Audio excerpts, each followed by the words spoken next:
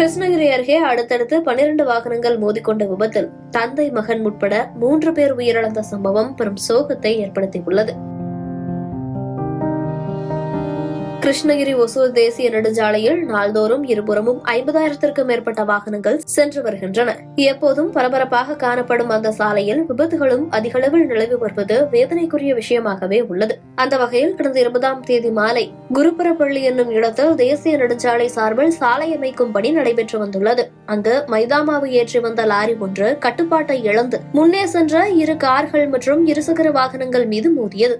இந்த வாகனங்கள் அதன் முன்னே சென்ற மினி கண்டெய்னர் லாரி மீது மோதியுள்ளன. அந்த கண்டெய்னர் லாரி அதன் முன்னே சென்ற 2 கார்கள் மீதும், ஷேர் ஆட்டோ மீதும், அரசு பேருந்து மீதும், மினி சரக்கு லாரி மீதும் மோதி சாலையில் கவிழ்த்துள்ளது. இப்படி அடுத்தடுத்து 12 வாகனங்கள் விபத்தில் சிக்கியதில் 4 கார்கள், ஷேர் ஆட்டோ, மினி சரக்கு வாகனம் முற்றிலும் சேதமடைந்தன.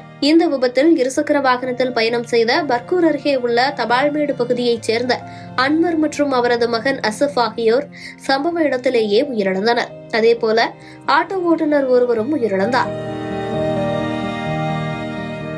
உடனடியாக அங்கிருந்த பொதுமக்கள் காயமடைந்தவர்களை மீட்டு ஆம்புலன்ஸ் வாகனம் மூலமாக அரசு மருத்துவக் கல்லூரி மருத்துவமனைக்கு அனுப்பி வைத்தனர். இதில் 7 பேர் படுகாயமடைந்து சிகிச்சை பெற்று வருகின்றனர். இதனால் போக்குவரத்து பாதிக்கப்பட்டது. விரைந்து சென்ற மாவட்ட ஆட்சியர் தினேஷ்குமார், காவல் கண்காணிப்பாளர் தங்கதுரை, துணை காவல் கண்காணிப்பாளர் முரளி ஆகியோர் போக்குவரத்தை சீர் செய்து மீட்பு பணியில் ஈடுபட்டனர். கிரேன் மூலமாக விபத்தில் சிக்கிய வாகனங்கள் அகற்றப்பட்டது. சுமார் 2 மணி நேர போராட்டத்திற்கு பிறகு மீட்பு பணிகள் முடிந்து போக்குவரத்து சீர் செய்யப்பட்டது. அடிக்கடி விபத்து ஏற்படுவதால் பொதுமக்கள் எளிதாக செல்லும் வகையில் நடைமேம்பாலம் அமைக்கப்படும் மேல்மலை கண்மாய் பகுதியில் வாகனம் அதிவேகமாக வருவதால் தருமபுரி மாவட்டம் தொப்பூர் பகுதி போல கனரக வாகனம், பேருந்து, கார்களுக்கு என தனியாக இருவழிப்பாதை அமைக்க நடவடிக்கை எடுக்கப்படும் என மாவட்ட ஆட்சியர் தினேஷ்குமார் தெரிவித்துள்ளார்.